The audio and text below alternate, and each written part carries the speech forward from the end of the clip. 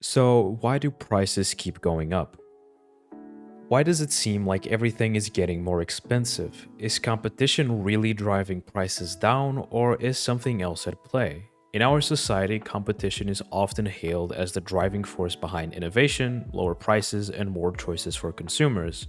But is that really what happens?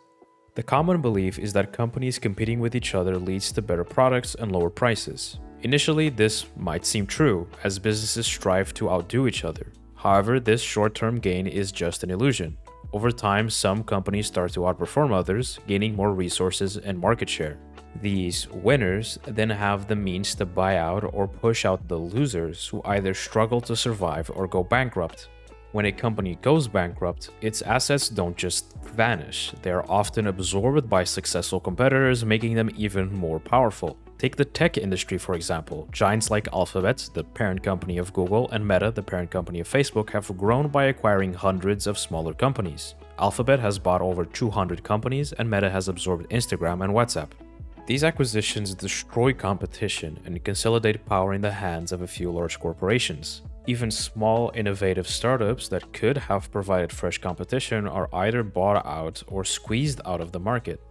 In the retail sector, Amazon's vast resources have allowed it to outcompete and acquire numerous smaller retailers. For many consumers and sellers, Amazon becomes the only viable option. Such consolidation leads to fewer choices and gives these giants the power to dictate terms to suppliers and consumers alike. Once a monopoly or oligopoly is established, the incentive to innovate dies. Why strive to improve when there's no real competition? The only innovation they focus on is cost cutting, often resulting in lower quality products and services. Just look at the current state of streaming services like Netflix, Amazon Prime, and Disney+. As these services have grown, we've seen prices increase and the content quality decrease. Ads are now present on those platforms, meaning consumers pay more for an overall worse experience, whilst these companies' profits soar. When a few companies control the market, they can collude like a mafia to keep prices high and quality low, knowing consumers have no alternatives. But why do prices keep going up? Well, it's because companies want to make more money. I know you're completely in shock and you never saw that coming, but sarcasm aside, it really is that simple. They see an opportunity to increase profits and they take it. The way capitalism works through monopolies, oligopolies, and mafia-like collusions in deregulated free markets allows them to do this without much resistance. And by the way, this isn't a malfunction of capitalism. It's capitalism working exactly as intended, enabling the capitalist class to maximize their profits. Economists argue that competition is under threat from monopolies and that we need to manage them with antitrust laws. However, large corporations have significant lobbying power and can influence regulations in their favor, making antitrust laws barely effective. For instance, despite numerous antitrust cases against big tech companies, their market dominance continues to grow. This shows that whilst antitrust laws might slow down the process, they don't fundamentally prevent the formation of monopolies. Secondly, the creation of monopolies isn't a bug in the capitalist system, it's a feature. Capitalism prioritizes profits above all else, leading companies to eliminate competition through any means necessary, including buyouts and mergers.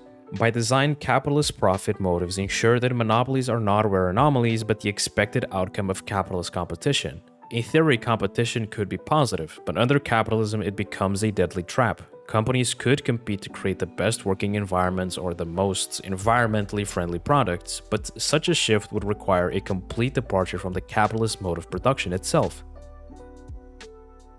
Competition under capitalism was supposed to drive prices down and give us better products and services. However, the opposite keeps happening. Monopolies and oligopolies form naturally under capitalism because the system is designed to prioritize profits above all else. This leads to fewer choices, lower quality, and higher prices. The rising costs we see are not the result of external forces ruining capitalism. They are the results of capitalism working exactly as intended. It allows the capitalist class to do what it wants, make as much profit as possible at the expense of the majority. If you are frustrated about having to pay more for everything, then you need to understand the systemic issues that allow this to happen. When we see the cost of living rise while corporate profits soar, we must correctly identify the root cause: capitalism. Some people use these issues to argue for more deregulation because we need more competition to make prices lower. However, as we've seen in this video, that will only make it worse. The issue is not a few bad actors that ruin a perfect system, but rather a group of people who protect and perpetuate a rotten one. Politicians do enable corporations to raise prices, but they are not the origin of the problem. It is the capitalist system itself that they protect. Prices are going up because capitalists want more money and are willing to burn the planet and starve people to death to do so. If you enjoyed this video and would like to support us, and also stay updated on future episodes, consider subscribing to our YouTube channel. Additionally, you can support us on Patreon or visit our website to learn about alternative non-monetary ways to support our work. Join our public Discord server to become part of our community and submit questions for our Q&A on the monthly Politdigm podcast. Also, don't forget to drop a comment with questions you would like us to cover. Anyways, good studies, and we'll see you in the next video. Goodbye, everyone.